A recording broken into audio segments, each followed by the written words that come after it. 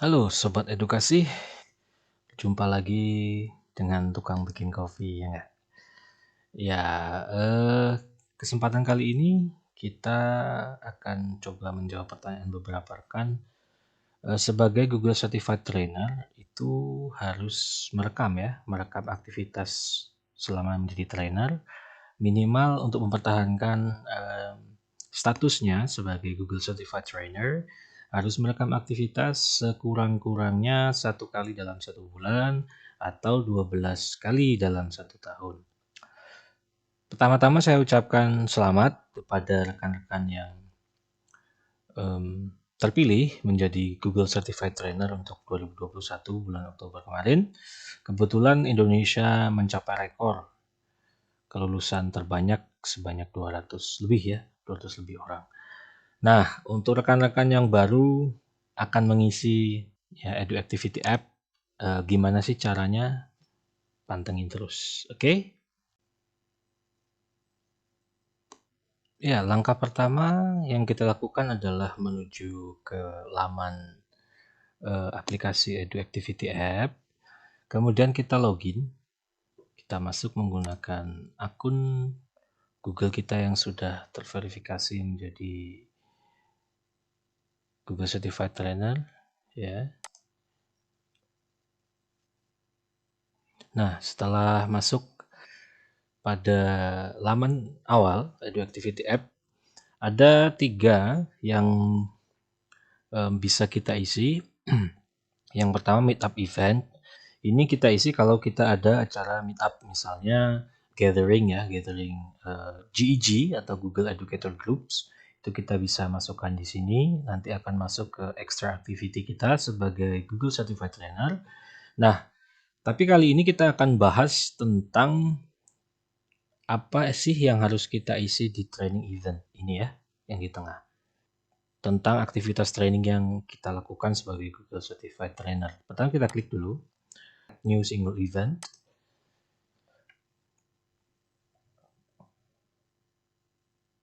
Ya, di sini sudah muncul nama kita, kemudian tanggal ini kita isi dengan tanggal kita pelatihan, misalnya tanggal 25 sekarang ya. Ini judul pelatihan kita, bisa diisi sesuai dengan judulnya, misalnya in-house training pemanfaatan akun pembelajaran. Misalnya seperti itu ya, boleh. Ya, kemudian kita isikan di training audience ini apakah peserta kita berasal dari higher education atau K12. K12 itu apa sih? K12 itu artinya kalau peserta kita itu berasal dari pengajar dari tingkat SD, SMP, SMA, kita isi K12. Untuk contoh ini kita isi K12 saja. Kemudian negara kita isi Indonesia ya. Ini kota tempat kita melakukan pelatihan, misalnya kalau saya dari Lampung ya kita isi Lampung saja. Kemudian ini lokasinya tempat gedungnya atau apa yang bisa membedakan lah ya. Misalnya saja ya. Dan contoh ini deskripsi singkat training kita, pelatihan kita itu tujuannya apa. 1-2 kalimat saja, tidak perlu panjang-panjang. 1-2 kalimat saja, misalnya apalah misalnya ya. Kemudian length of training kita isikan lama pelatihan kita dalam jam. Misalnya kita 2 jam, ya sudah 2 jam. Number of trainees ini jumlah peserta ya, kita bisa dapatkan itu dari peserta yang mengikuti pelatihan kita, dari daftar hadir, dan metode lain yang bisa teman-teman gunakan. Ya, delivery format ini apakah in person tatap muka atau online tatap maya? Katakanlah misalnya kita tatap muka, misalnya ya. Kemudian di bawah sini ada primary areas of focus. Ini fokus kita, pelatihan kita tentang apa sih? Misalnya Google Workspace for Education Fundamentals, boleh.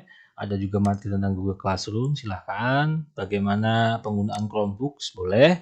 Ini sesuaikan dengan area fokus kita ya. tidak melulu semuanya. Terus bagaimana kalau saya itu melatihnya menggunakan Google Meet, menggunakan bagaimana menggunakan sheet, bagaimana slides dan sebagainya, ini masuk ke sini bisa Google Workspace for Education Fundamentals ya. Atau ada beberapa opsi lain di sini bisa saja. Kebetulan tidak melulu ke Google Workspace for Education ya melatihnya. Silakan saja disesuaikan dengan fokus training masing-masing pelatih atau masing-masing trainer ya, silakan. Kemudian di sini ada optional sifatnya, bisa diisi dengan personal notes, kesan pesan kita, keberhasilannya seperti apa, catatannya silakan saja diisi, atau kita ingin menyebutkan kolaborator kita misalnya Persatuan Guru Republik Indonesia PGRI cabang mana segala macam, atau teman-teman kita di dinas pendidikan misalnya, kita juga bisa disebutkan, tidak ada masalah. Dan misalnya ide apa sih yang muncul dari pelatihan itu. Setelah pelatihan kita mendapatkan feedback kan ya. Nah di feedback itu bisa jadi ada ide brilian yang perlu kita sampaikan, untuk kita catat juga untuk perhatian kita ke depannya. Silakan. Nah kalau sudah, kita tinggal klik preview.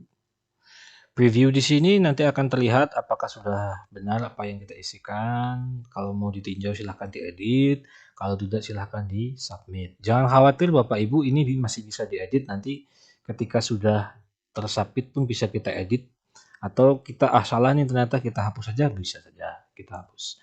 Nah kurang lebih seperti itu. Setelah disubmit maka akan muncul. Nah kemudian ada pertanyaan juga, bagaimana Pak kalau ternyata yang saya lakukan itu saya tidak tatap muka, tatap maya, boleh. Pelatihannya sama, tatap maya misalnya. Nah, hanya perbedaannya nanti kita isi di name of venue ini ya, kita isikan dengan platform apa yang kita gunakan misalnya. Kemudian di delivery format ini tentunya kita ganti ke online, ya kita ganti ya, misalnya kita edit. Namanya tetap sama, misalnya training audition sama, lokasi negara tentu kita Indonesia, kotanya katakanlah kota Bapak Ibu lakukan pelatihan, pesertanya dari mana misalnya, ya silakan saja. Nah di sini name of venue or location ini di mana Bapak Ibu rekan-rekan trainer melakukan pelatihan, di mana platformnya apa misalnya, seperti itu ya. Google Meet boleh, silahkan. Kemudian training description-nya ya tadi tidak perlu kita ubah kalau misalnya tujuannya itu. Kemudian lamanya juga bisa diubah, trainees-nya. Nah, kemudian kalau itu tadi pelatihannya tetap maya, kita bisa ubah di delivery format ini online-nya. Online, primary area of focus silahkan disesuaikan. Kemudian di sini tadi bisa personal note dan sebagainya. Atau di sini juga bisa ditampilkan tautan video yang terekam misalnya. Itu ya. Klik preview lagi. Nah, tadi kan sudah digantikan dengan online. Oke. Nah, kemudian ada pertanyaan lagi, Pak, saya tidak melakukan pelatihannya itu secara tatap muka maupun tatap maya, tapi saya buat video pembelajaran. Bisa nggak saya log di sini? Bisa nggak saya laporkan di sini? Bisa nggak saya rekam di sini? Bisa, bisa. Video, podcast, maupun posting blog, kita juga bisa laporkan di Edu Activity App ini. Bagaimana caranya? Oke, kita edit ya. Misalkan Bapak Ibu menulis blog, ya menulis blog. Nah, name of training ini kita ganti menjadi judul blog kita, ya judul blog kita misalnya fitur terbaru misalnya ya, fitur terbaru dari Google Docs untuk pembelajaran kelas 3 misalnya lah ya. Ini bisa contoh saja ya. Training audiensnya bisa kita sesuaikan sasaran audiens kita ya. Kalau ini posting blog, kalau ini video pembelajaran, tentu kita punya fokus akan digunakan ke siapa sih posting itu, akan disasar kemana sih video pembelajaran itu. Ya di training audience ini kita bisa sampaikan. Country ini kita tetap Indonesia, city town silahkan disesuaikan dengan lokasi Bapak Ibu. Ya, kemudian Name of venue ini kita isikan misalnya blog, kita isikan blogspot. Misalnya ya, boleh diisikan blogspot atau tempat lain atau situs. Misalnya Bapak Ibu membuat situs sendiri Google Site ya, silahkan saja dituliskan di sini Google Site-nya ya. Kemudian training description-nya itu apa tadi tujuannya, diisi dengan apa temanya postingan blog kita, apa temanya video pembelajaran atau video pelatihan kita. Length of training ini sekali lagi dalam jam. Gitu ya, dalam jam. Jadi misalnya kalau video berarti kan ada ya di video di YouTube, bisa kita unggah videonya di YouTube. Ini tadi kita juga ganti ke YouTube kalau itu video bentuknya, kita unggah di YouTube misalnya ya kita isi YouTube. Length of training ini dalam jam, tentunya berapa lama video kita. Kalau blog bagaimana? Nah, kalau blog kita isikan saja dengan jam akses ya. Jam akses yang selama misalnya kurang lebih satu bulan misalnya ya. 1 bulan itu berapa orang yang mengakses dan berapa orang membaca atau mengunduh atau apalah aktivitas yang dilakukan di blog kita, itu kita bisa masukkan di sini. Number of trainees ini juga diisi dengan jumlah, kalau di YouTube misalnya jumlah view yang mampir lagi. Iya, jumlah view di YouTube video kita, di video YouTube kita, itu kita isikan di sini selama ya kurang lebih biar gampang 1 bulan ya, 30 hari lah. Gitu. Nah, terus kalau saya postingnya sekarang nanti saya mantaunya bagaimana Pak? Nah, ini kalau nanti sudah diposting masih bisa diedit ya tentunya. Ini tadi kalau sudah di-preview dan submit sekalipun kita masih bisa edit untuk memperbarui atau mengupdate number of trainees di sini ya. Length of training juga bisa juga kita edit. Kalau tadi blog misalnya nambah nih gitu kan, nambah yang mengakses tentunya kita bisa ubah lagi. Delivery format tentunya masih online karena posting blog dan video YouTube misalnya. Podcast juga sama ya. Podcast itu pendengar ya. Kalau di sini number of trainees diisi dengan pendengarnya, pasti kan kelihatan tuh di podcast kita berapa sih yang berapa sih yang mendengarkan kita, atau mungkin ada yang mengunduh dan sebagainya, itu bisa terlihat di analytics podcast kita ya.